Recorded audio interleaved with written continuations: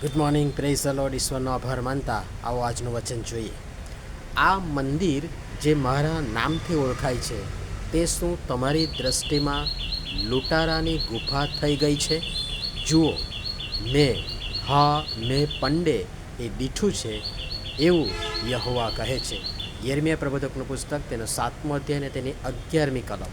આજનો વિચાર: ખ્રિસ્તમાં અતિ પ્રિયવાલા મિત્રો, પ્રભુ ઈસુ ખ્રિસ્તના શ્રેષ્ઠતમ નામમાં આપ સર્વને સવારની પ્રેમી સલામ.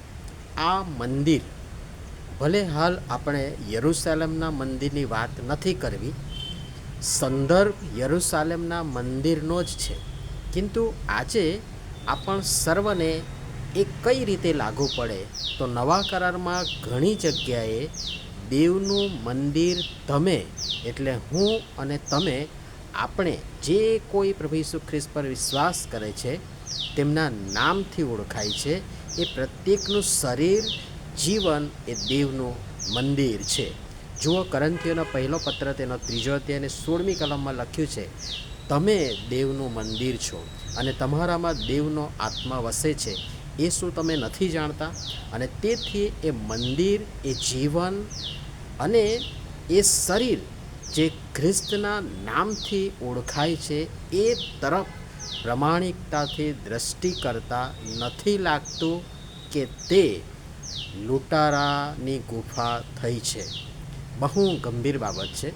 અને ઓફકોર્સ, અલબત્ત, બેશક બે મત કહીશ કે હા, આપણે એને લૂંટારાની ગુફા કરી દીધી છે, જેની અસંખ્ય કોતરોમાં, બિહળોમાં અસંખ્ય લૂંટારા સંતાઈને ભરાઈને બેઠા છે. અને તે ધીરે ધીરે સ્વયં આપણા પોતાનો પણ અને આપણા દ્વારા બીજા ઘણાયનો નાશ કરી રહ્યા છે. એ લૂંટારા કોણ, કયા?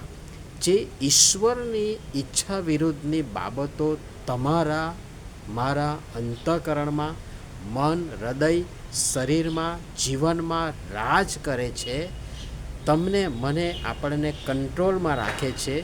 તે તમારા, મારા, આપણા જીવનને પોતાના અખત્યારમાં રાખે છે. અને એ અજાત શત્રુના વિવિધ રૂપમાં, પછી એ વ્યક્તિ હોય, વસ્તુ હોય, કોઈ બાબત હોય, તે શેતાનને તેના અપદૂતોને મોકળું મેદાન આપતા હોય એ લૂંટારા છે. અને તમે જોશો, એ ટોળે બંધ તમારા, મારા, આપણા જીવનોમાં રાજ કરે છે. એ તમારા, મારા, આપણા અભ્યંતરમાં, છેક અંદરના ભાગમાં, કોતરોમાં સંતાઈને રહે છે, જે તમને, મને અને આપણને અને તમારા દ્વારા, આપણા દ્વારા અન્ય ઘણાયને પણ કંઈક કેટલુંય નુકસાન કરે છે.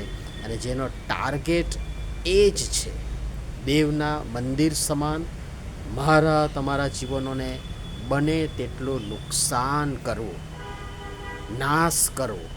પ્રભુનું વચન કરંથીઓના પત્રના 3જા અધ્યાયની 17મી કલમમાં બહુ સ્પષ્ટ કહે છે, જો કોઈ દેવના મંદિરનો નાશ કરે તો દેવ તેનો નાશ કરશે, કેમ કે દેવનું મંદિર પવિત્ર છે અને એ મંદિર તમે છો. આ આપણા માટે આનંદની પણ વાત છે અને સાથે સાથે પડકારની પણ વાત છે. દેવની દ્રષ્ટિથી કશું છુપું નથી. એ હૃદયરૂપી, મન, અંતઃકરણરૂપી કોતરોમાં તમે હોશિયારીપૂર્વક છુપાવેલા અથવા છુપાયેલા લૂંટારા, પછી એ ભલે વ્યક્તિ હોય, વસ્તુ હોય, બાબત હોય, વ્યસન હોય, આળા સંબંધ હોય, દેવને અપ્રિય હોય, એવી કોઈ પણ વાત હોય કે બાબત હોય, લૂંટારાના વિવિધ રૂપે તમારામાં, મારામાં, આપણામાં ભરાઈને સંતાઈને બેઠી છે. દેવ કહે છે આજના વચન પ્રમાણે, મેં પંડે એ દીઠું છે. ભાઈ સાહેબ, કોનાથી છુપાવશો, ગુપ્ત રાખશો? કદાચ માણસથી છુપાવશો, માણસને છેતરશો, દેવને નહીં.